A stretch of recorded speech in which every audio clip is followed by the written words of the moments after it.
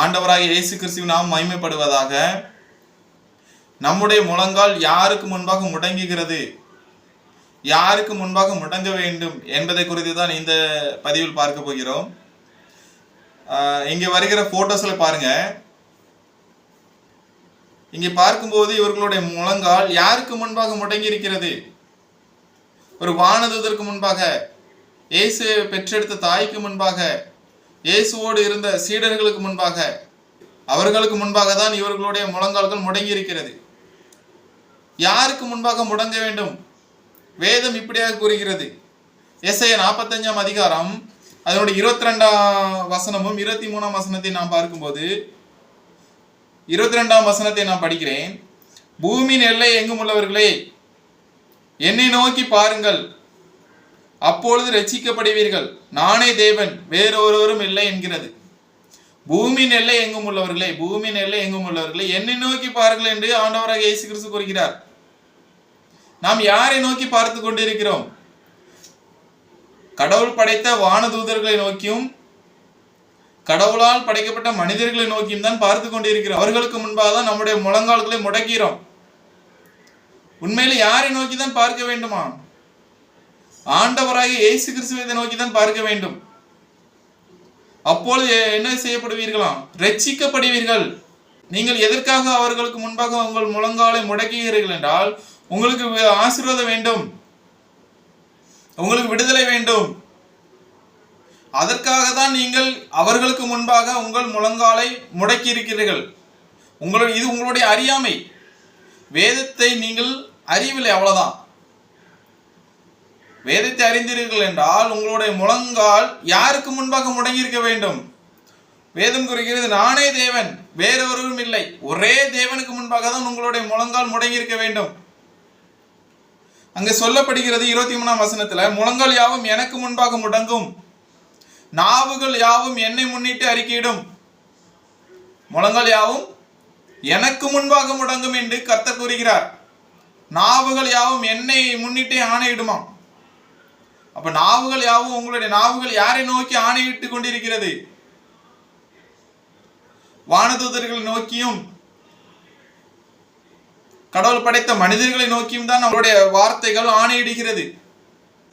பிலிப்பியர் 2 அதிகாரம் 10 வசனம் 11 வசனம் கூறுகிறது, இயேசுவின் நாமத்தில் வானோர் பூதலத்தோர் பூமியின் கீழானோருடைய முழங்கால் யாவும் முடங்கும்படிக்கு பிதாவாகிய தேவனுக்கு மகிமையாக இயேசு கிறிஸ்து கர்த்தர் என்று நாவுகள் யாவும் அறிக்கை பண்ணும்படிக்கு எல்லா நாமத்திற்கு மேலாக நாமத்தை அவருக்கு தந்தருளினார்.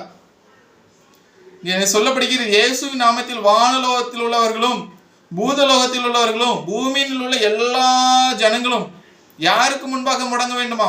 கர்த்தராகிய இயேசு கிறிஸ்துவுக்கு முன்பாக முடங்க வேண்டும் என்று சொல்லப்படுகிறது.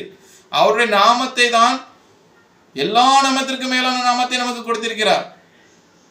அவருக்கு முன்பாக தான் நம்முடைய முழங்கால்கள் முடங்க வேண்டும். வழிய வானவர்களுக்கு முன்பாகவோ, இயேசுவை பெற்றெடுத்த தாய்க்கு முன்பாகவோ,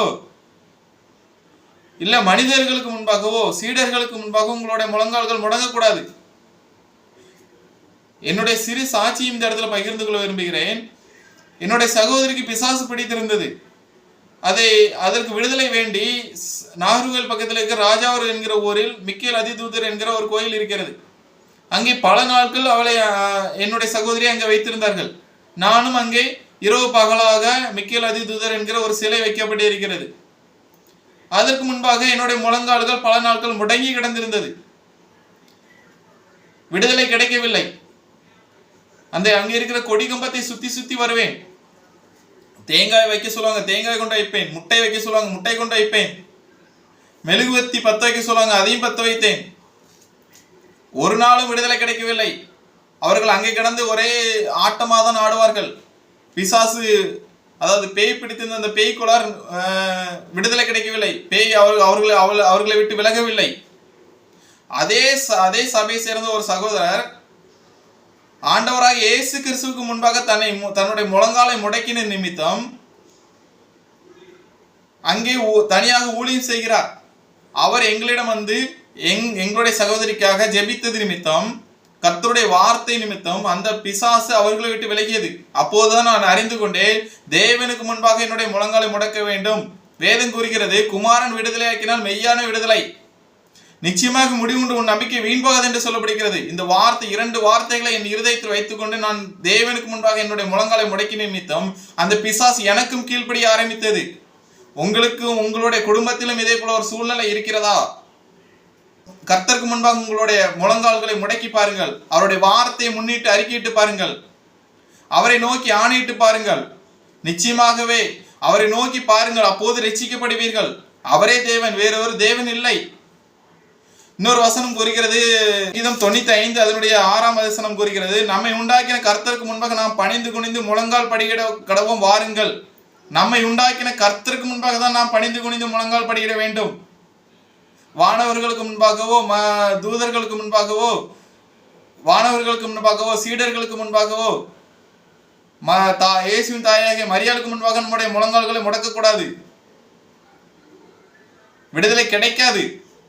நீங்கள் எவ்வளவுதான் விடுதலைக்காக சென்றாலும் அங்கே விடுதலை கிடைக்காது. அப்படி ஒரு விடுதலை கிடைத்தாலும் அது பொய்யான விடுதலையாக தான் இருக்கும், மெய்யான விடுதலையாக இருக்காது. என குமாரன் விடுதலை ஆக்கினால் மெய்யான விடுதலை. மோசைக்கு முன்பாக பார்வோன் மந்திரவாதிகளும் தங்கள் கோல்களை போட்டார்கள், அதுவும் பாம்பாக மாறியது. மோசையும் தன்னுடைய கோலை தூக்கி போடுகிறார், பாம்பாக மாறுகிறது. பார்வோனுடைய மந்திரவாதிகளும் தங்களுடைய கோல்களை போடுகிறார்கள், பாம்பாக மாறுகிறது.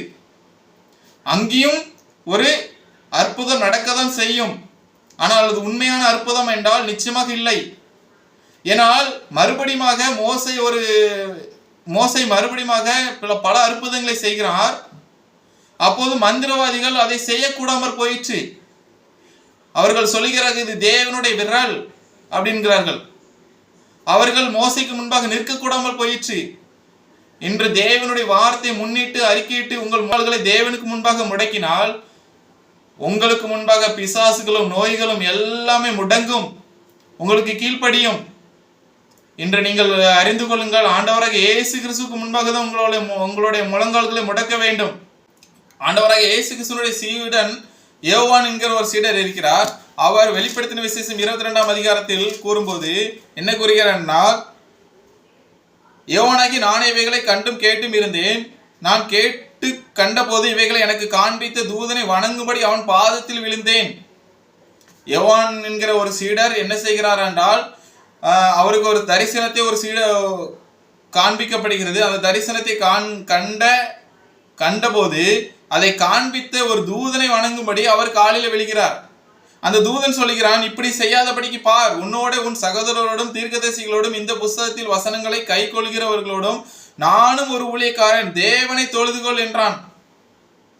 அப்ப அந்த தேவதூதன் என்ன சொல்லுகிறான், நீ தேவனை தொழுதுகொள், அவருக்கு முன்பாக உன்னை முடக்கு என்கிறான். என்னை நோக்கி பாருங்கள், அப்போது ரட்சிக்கப்படுவீர்கள். நானே தேவன், வேறொரு தேவன் இல்லை என்கிறார். முழங்கால் யாவும் எனக்கு முன்பாக முடங்கும், நாவுகள் யாவும் என்னை நோக்கி அறிக்கையிடும். நீங்கள் யாரை நோக்கி அறிக்கையிட்டு இருக்கிறீர்கள்? யாருக்கு முன்பாக உங்களுடைய முழங்கால்களை முடக்குகிறீர்கள்?